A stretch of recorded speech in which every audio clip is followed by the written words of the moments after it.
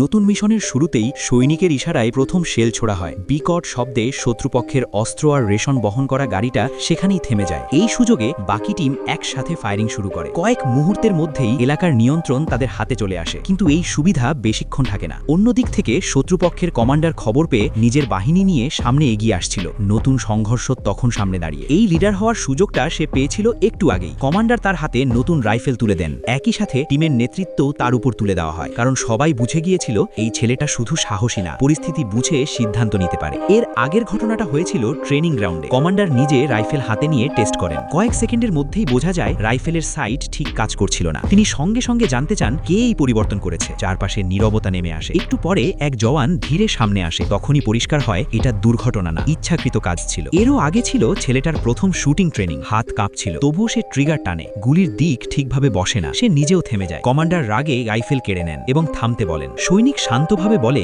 নিশানায় না, সমস্যা রাইফেলের ভেতরে থাকতে পারে। কমান্ডার আবার টেস্ট করতে বলেন। দ্বিতীয়বারেও একই সমস্যা দেখা যায়, আর তখনই সবকিছু পরিষ্কার হয়ে যায়।